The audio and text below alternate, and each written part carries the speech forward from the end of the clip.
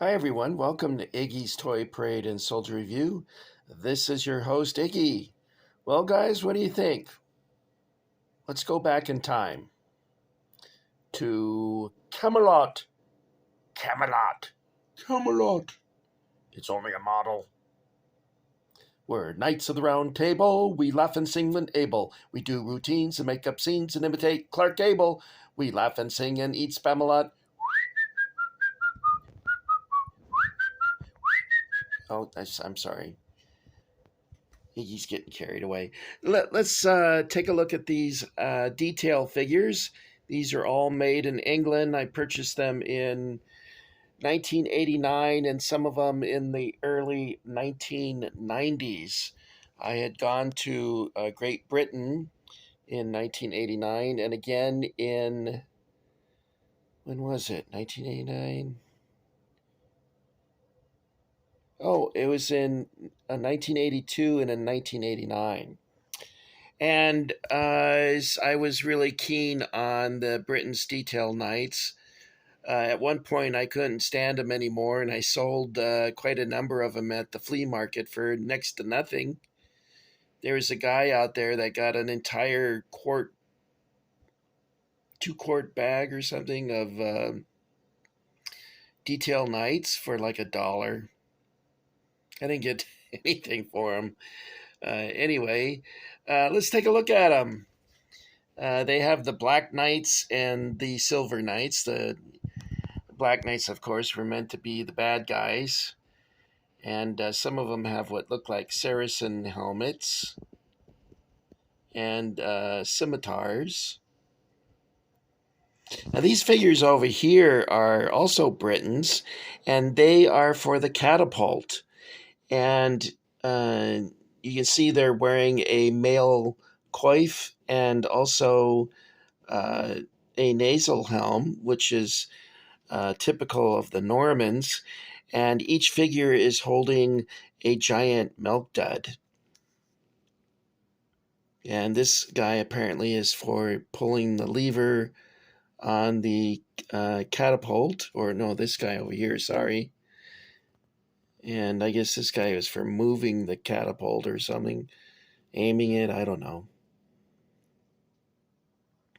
This guy here is really cool.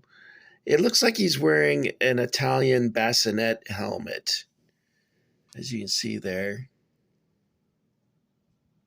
So he would be typical of soldiers in Italy.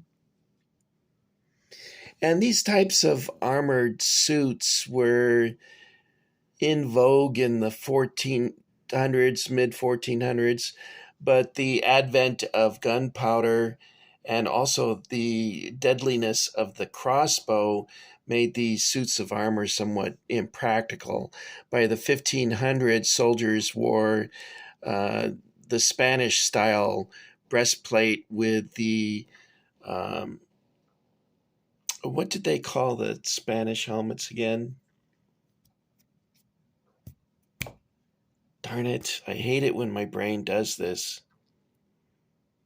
Anyway, you're familiar with them. You've seen quite a number of them in different movies and things. And the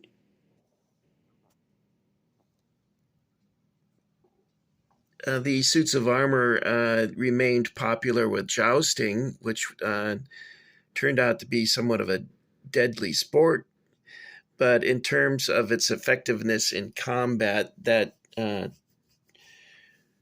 changed during the 1400s. And the horses that they bred for knights were gigantic. They looked like a Belgian plow horse. They were very large. If you see a man standing next to one, he looks like a little tiny teenager or something. Now, this fortress facade here, I have no idea where I got that. I don't remember anything about it. I don't even remember buying it. In fact, a lot of these knights I don't remember having. I thought I sold all of them. And when I discovered these bags full of these things, I was really happy. I was like being reunited with an old friend. I think especially since I did think I had sold them all. When your life gets full of a lot of things going on, you tend to forget small things like this. And these are literally small things. Uh, but at the time I sold these, I had a lot of things on my plate, I guess I should say. Let's not go into the details of it because it's pretty grim. For me, anyway. For her, not so much. She could care less. But anyway. So I liked this, so I kept it. And I thought eventually maybe I could build other walls to it and expand it. But for now, that's all I've got. And you can see here that it's just a facade. It doesn't even have a battlement there for figures to stand on. Maybe these guys here might work. Let's try one.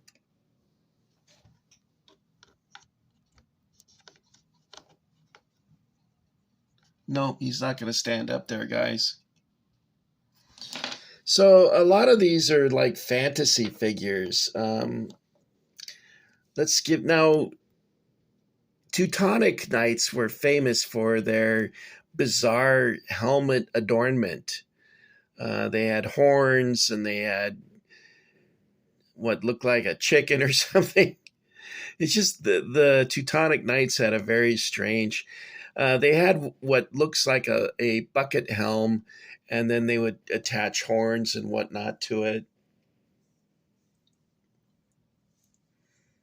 There's a Russian movie.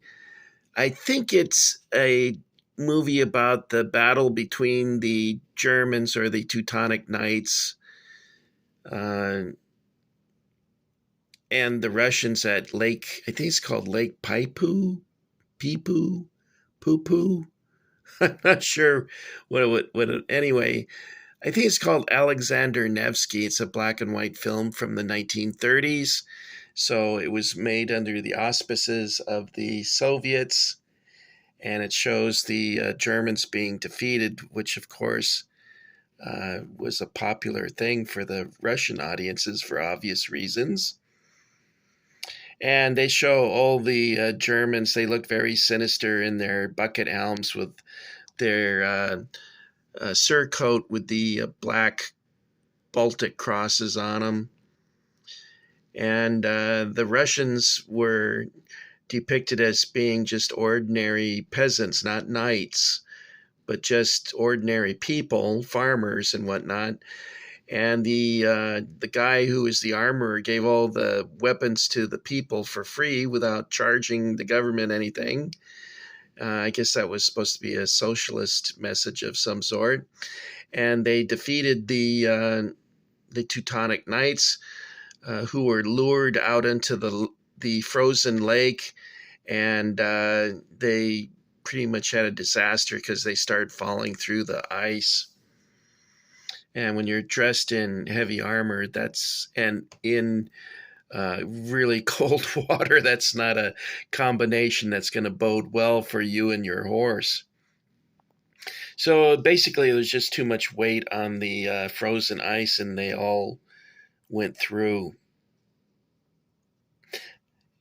So I think that was called Alexander Nevsky. I haven't seen that film in 30 years, so I'm just going by memory on that one. You can see that they're all pretty fantastical, though, when you look at them.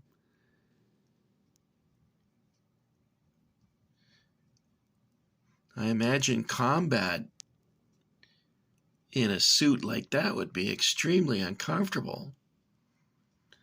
It's practical on these jousting figures. The lance would unseat the rider. I think at one point they would dismount after they knocked the guy from his horse, or if they were both knocked over, and then engage in hand-to-hand combat. But then I think later it developed to just being, you win when you knock the guy off the horse. And even the kings of England involved themselves in jousting. Henry VIII. Is it Henry VIII? Yeah, had a suit made for him. I saw it when I was, I think, at the Tower of London. I don't remember where I was, but I saw his suit of armor. It was pretty enormous. Can you imagine being the poor horse that had to carry him around? And Henry makes me think of that song by Herman's Hermits. Do you remember that song? Oh, Henry the Eighth I am, Henry the Eighth I am. I got married to the widow next door. She's been married 7 times before, and each one was an Henry. She wouldn't have a Willie or a Sam. No, Sam, I'm the 8th old man named Henry. Henry the 8th I am. Second verse, same as the first. Well, that's enough of that. You know that Iggy. Isn't it funny how people that love singing can't sing? I don't even sing in the shower, guys, because it's so embarrassing. But anyway, you had to suffer through that, and for that, you deserve to be knighted. So we'll have Sir Black Knight come over here and knight Iggy's army. I knight you, Sir Fan of Toy Soldier. I don't know what to say. Actually, Iggy, it'd perhaps be better if you didn't say another word. Thank you, Sir Knight. I appreciate that. So out of all of these figures, this one is my favorite. And if Britons had only made more like, did they make more like this, guys? I don't know. I remember these would be at a toy store, and they would be on the counter next to the register in a box, and they would have all the different knights. They'd have a box of knights on horseback, and then they would have foot knights. And all I could say to that is good night. Now, one of these is not Britain's, and it's this one here. And this one is Timpo Toyway. He's a massive fella. He looks like Darth Vader.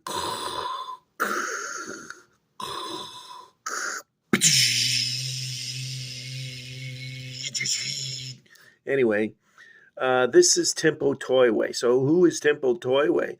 Well, when Timpo went out of business, a fella started Timpo up again, and he called it Timpo or Toyway Timpo or Timpo Toyway. On here it just says Timpo, but it was not made when the classic days of Timpo, and it's made in China. But it's kind of a cool figure. I like it. I think I'll paint his plume. That looks kind of strange. Maybe I'll just paint it red. Why is his tail red? So I'll paint that black, and I'll paint his plume red. How's that sound? Now, I've been to I've seen a lot of suits of armor at the Smithsonian. Also, the first time I saw an actual real suit of armor, I was at a cemetery in Los Angeles. I can't remember the name of it, Forest Hills or something like that. Anyway, they had some glass cases with full-on suits of armor on display, and I thought those were awesome. And at the same cemetery, they had an auditorium, and you would be in very hushed tones. You'd be ushered into the auditorium, and they would start talking about Christ's last day on earth.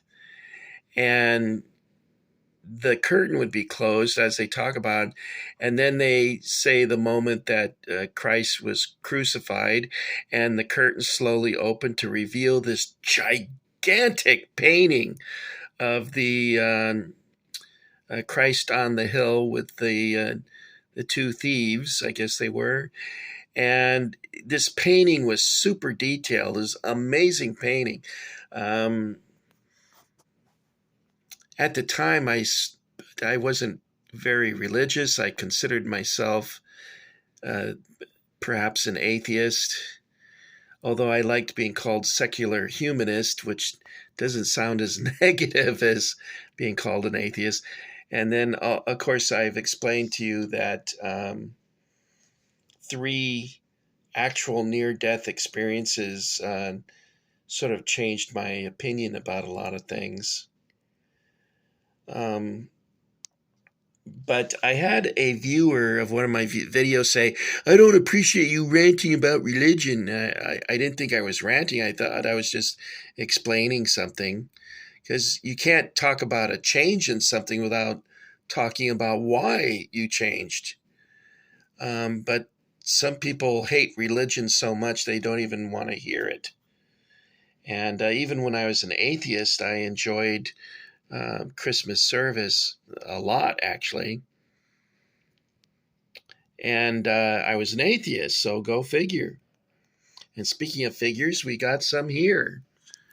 And so one of these days I'll complete this. So this is more than just a facade. I'm not sure how I'm going to do that yet. Maybe with cardboard or something. But we'll see. Anyway, it was a real pleasure to find these figures when I thought they were long gone, forever. I thought I really thought I sold all of them. So there you go. Britain's Detail made in England and a Tempo Toyway made in China. And there's a Lonely Marks tree that I left over from my last video. I thought it looked good next to the castle or the facade. I like this because it has a portcullis. I was thinking maybe what I could do is get a copy of a castle, the Bailey of a castle, and put it behind the portcullis so that when you looked in, it looks like you're looking at the castle. Okay, guys, that's it for me, Iggy. Thank you for getting Iggy with it once more. I want to thank you for enlisting in the Iggy Army, and I hope I don't lose 4 or 5 viewers from what I was talking about. You never know. The people are very sensitive nowadays. But that's all I got for you, okay? So the next video, we're going to go back to World War II, and I'll be looking at some Matchbox and Airfix original 8th Army figures, okay? And I have to emphasize original. Also, in my last video, I presented original Airfix, and they all came out of a box that said Airfix. I need to emphasize that. And I had them on display with Matchbox Afrika Korps figures, which were cast in a gray color like this, and they were Chinese knockoffs. So perhaps it would have been wiser if I did not show those with my original Airfix, but it's too late to change it now. I usually try to point out the differences in things, such as this Tempo Toyway. You may have not even noticed it until I pointed it out. But such is life. When you're doing things unscripted, you think later, oh, I should have this, I should have that.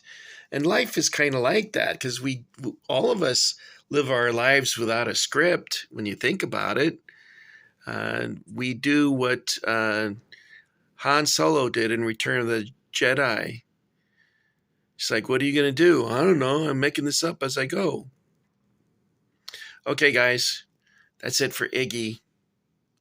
I'm done jousting with you.